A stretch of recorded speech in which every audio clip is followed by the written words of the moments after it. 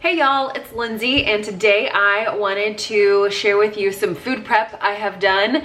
I actually started this yesterday whenever I got home from the grocery store. We have only been going out, and I say we loosely, it's been me going out once a week to get groceries at this point.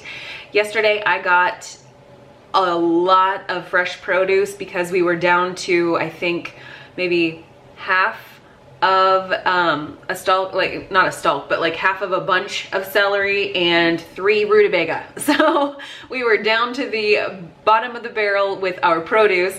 So I stocked us back up on produce. I got some more meat, and I didn't really get a ton of dry goods because we are pretty solid in our dry goods pantry stuff.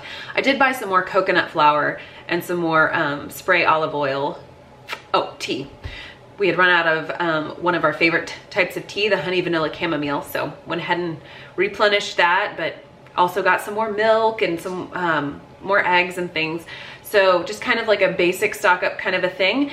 And I immediately started prepping some of the foods because for us, if we do not immediately start prepping those more perishable, more rapidly perishable fruits and vegetables, they will get trapped in the back of the fridge. So I want to share with you the things that I did yesterday, and then today I'm gonna get started on a few more line items. So here's an oldie but a goodie, one that you should almost always expect for me in any kind of food prep video. That would be slicing our peppers for our veggie box. I have talked about veggie boxes in previous food prep videos. If we don't have these already ready to go, then we wind up just wasting them more or less. So it's a quick, easy addition to any meal. If I don't have a vegetable to go along with something, or if I'm doing a casserole that has vegetables mixed into it, I still like to have some kind of fresh color on the plates. So we'll pull the veggie box out and add these to our dinner or lunch. Or lunch for the girls is really simple whenever we have these ready to go. Jared will run through and just grab a few every now and again whenever he's hungry, and it's a must-have for us in our fridge.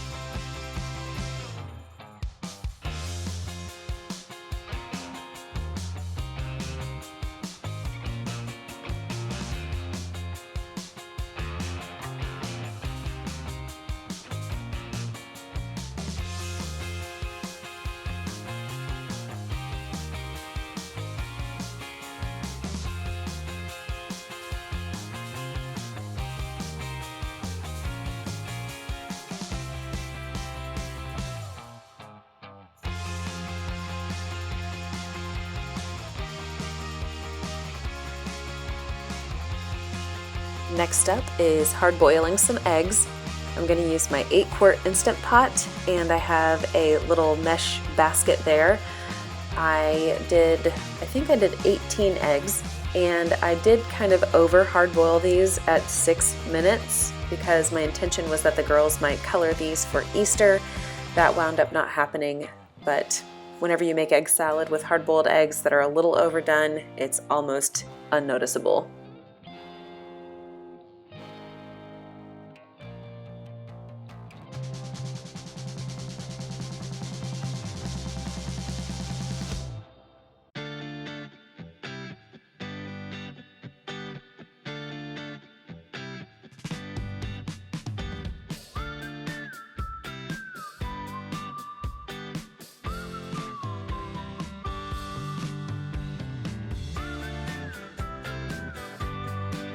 While my Instant Pot is working away at those hard-boiled eggs, I am going to start working on some meat to put into my freezer.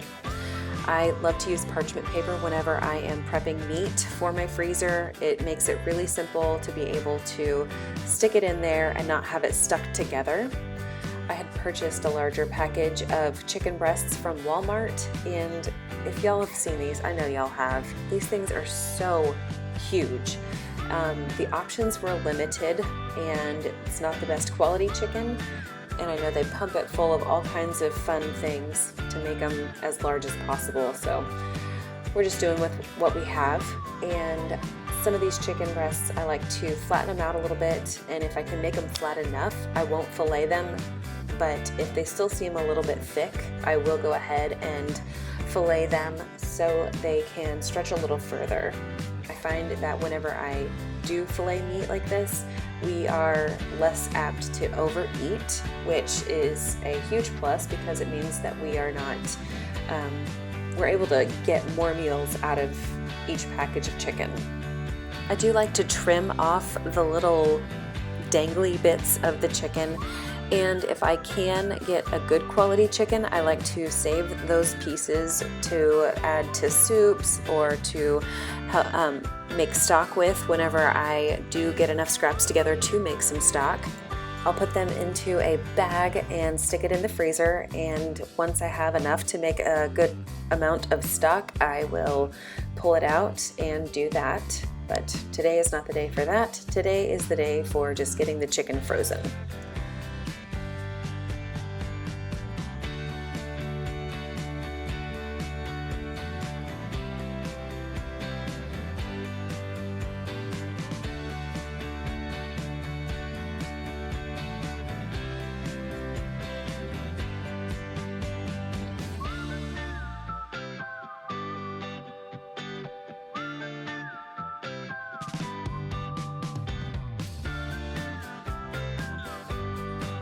Once I get all of these chicken breasts ready for my freezer, I am going to lay out a single layer of chicken on each sheet of parchment paper. That way I can easily pull them off and pop them into a freezer bag, so I can easily pull out just like one or two if I'm making some lunch, or I can pull out a few if I'm making something for dinner. But I'm able to stack them one on top of another with my parchment paper. It won't stick too terribly as I'm doing this flash freezing method. And it also helps me conserve space in my side-by-side freezer. Instant Pot has let me know that it is all done with my eggs. And as it's releasing that pressure, I realized that my condensation cup on the back of this is looking pretty disgusting. It's not something that I check every single time that I use my Instant Pot, and that's obvious, so maybe every once in a while give that thing a glance and clean it out. Okay, so my eggs are ready to go into their ice water bath, and quite a few of them wound up cracked, so they're definitely not good options for Easter egg coloring. While those eggs are cooling off, I'm going to go ahead and wash my cutting board and my knife so they are ready the next time I need them, while I ignore the other half of my sink that is overflowing with all of the day's dishes so far. I was interrupted by a toddler who needed some yogurt, and I have had these Chew Me pouches for probably 2 years now, and they have held up beautifully. I've never put them in the dishwasher, but hand washing them is such a cinch, especially because they have that zipper bottom. And I like to use the Infantino Freshly Squeezed. I think that's what those things are called. It's like a filling station, but you can use the little individual tubes on their own. It makes it easier for me. I'm sure it would be easy to just fill from the bottom, but I'm always worried that I won't get a solid seal on the bottom of those pouches.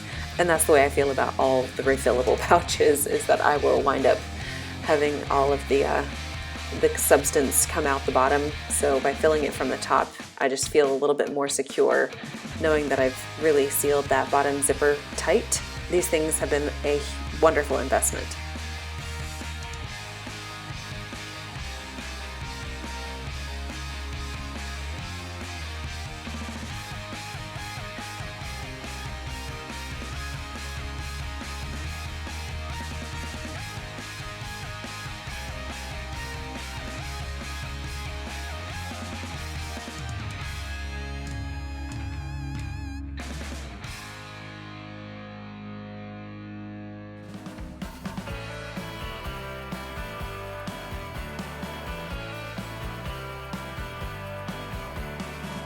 So I separated out those cracked eggs from the non-cracked eggs and decided that I would go ahead and turn those into some egg salad for lunch. As you can see, the humans, they start swarming around the kitchen whenever they smell food.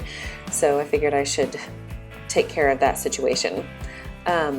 Even though these cracked in the Instant Pot, the Instant Pot makes it so easy to peel eggs. I don't know, it's really revolutionized this process for me, and I don't know that I can go back to hard boiling eggs on the stove as long as an Instant Pot is around.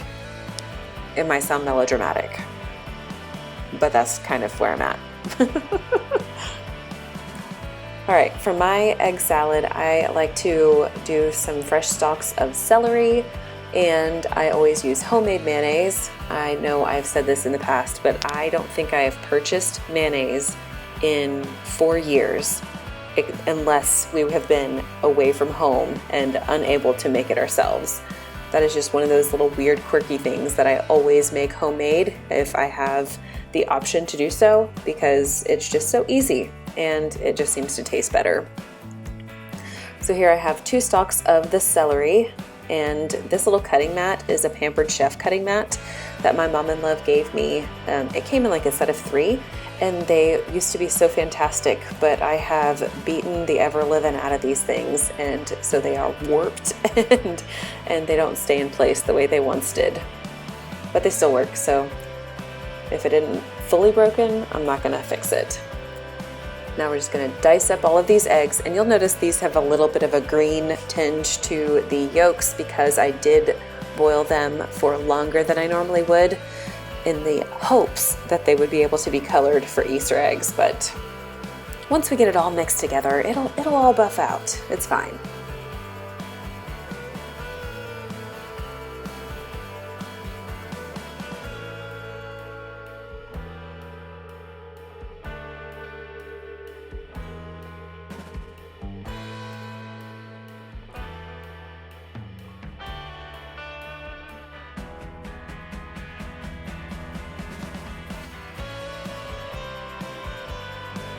Time to get all the kids into the pool and add some sauce. I would say that's probably about 1/3 of a cup of my homemade mayonnaise, probably a tablespoon of some dried minced onion, a sprinkle of pepper, a little bit of garlic, and some salt. Mix it all together. If it seems a little wet, consider adding some more eggs if you have them, but it's always easier to add more mayo than it is to add other ingredients. So start with less, do less. My chicken breasts have been in the freezer for probably about an hour and a half at this point, so I'm gonna go ahead and put them into freezer bags so that I can get them sort of sealed up and protected from getting freezer burn. They're not going to be fully frozen at this point, but they are solid enough to where they will not stick to one another once they are in these freezer bags.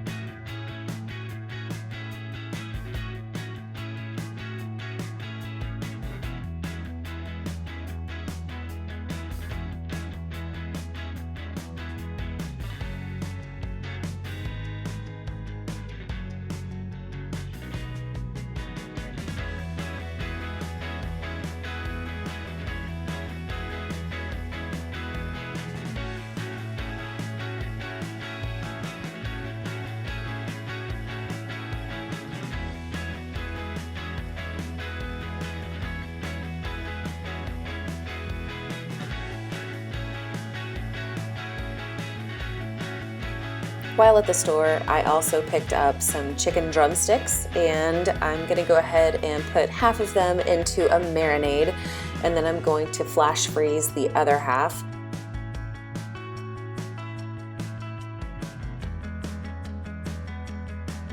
For the marinade, I just used some olive oil, a little bit of apple cider vinegar, probably more than a little apple cider vinegar, some chicken bone broth that was store-bought, and then I'm also going to use minced garlic, ground cumin, some paprika, some salt and pepper. and just kind of, I'm not really using any specific volumes of each of these things, just kind of dumping it in and seeing what happens.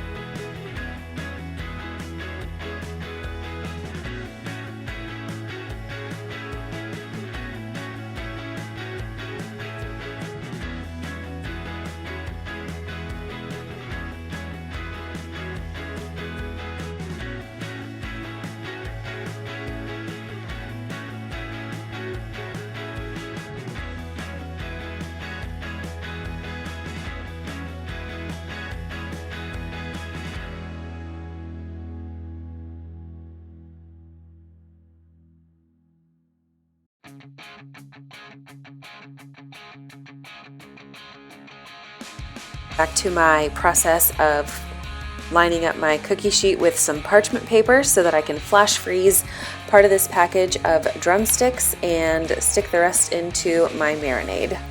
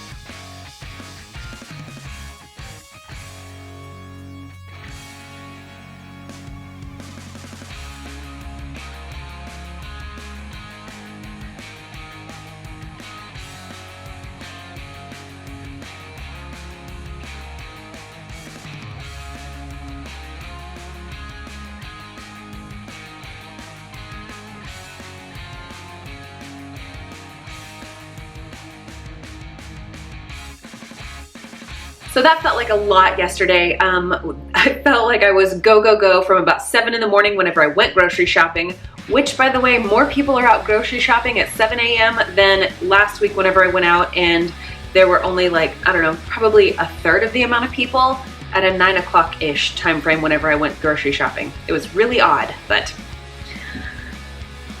whatever. Aside from all of that food prep that I got sorted out, we also went through and planted some romaine and some celery that we regrew from the scraps.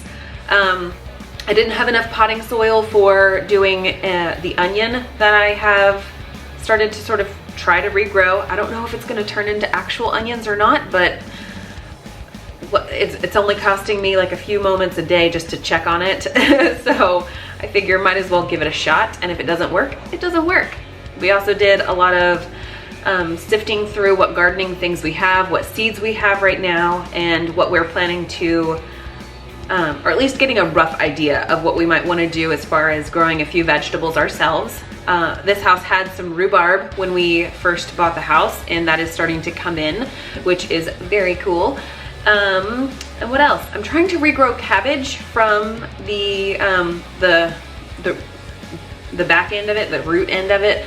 I don't know if it's gonna work. I've seen like a few little green little sproutlings kind of starting to pop through, but who knows if it'll work. If it doesn't, I can always grow it from seed if I want to. And cabbage is a fairly inexpensive, abundant plant right now, vegetable in the grocery stores. So if I can't grow it myself, it's not that big of a deal.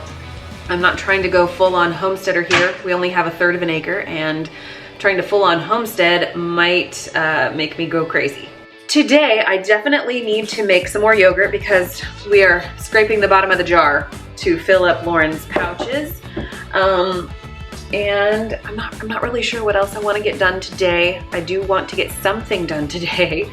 I think we probably need to clean up this kitchen. Oh, I need to make some more chocolate protein milk for Lauren and Molly. They both drink that because the cow milk right now, it just kind of irritates their skin, I've noticed.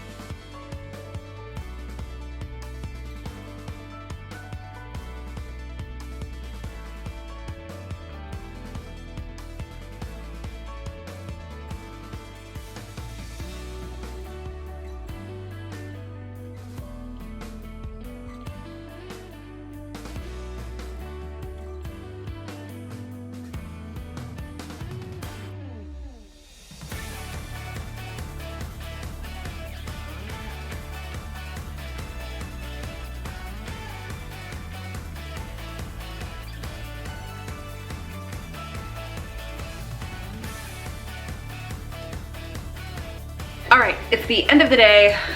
We are about to have dinner. I made the Trim Healthy Mama cheesy cauli breadsticks from Trim Healthy Table. Put those dirty dishes back in the dishwasher, miss. Kitchen's a little bit of a mess. I still have my yogurt going here in my Instant Pot, and it is, yeah, it's probably got another 4 hours to go until it is where I like to strain it, but the reality is I probably will not get to that tonight, so I'll pop it into the fridge for tomorrow. That will make straining the whey out of the actual yogurt part a little bit trickier, but it just means it takes longer, that's all. So I'm glad that we got done what we got done for the past 2 days, and it just feels like it's been really productive, and that always feels really good, especially in times like these where there's very little that you can control. Being able to just do the next right thing, it just feels very empowering, and there we go. All right, I've got to finish pulling out those cheesy breadsticks. We turned them into pizza, just pepperoni, peppers, and onions. Turned it into that. I need to pull those out of the oven here in a minute and serve my family up some dinner. I really appreciate you coming along with me on this food prep, even though it took me longer than I anticipated, and I hope to see you in the next video.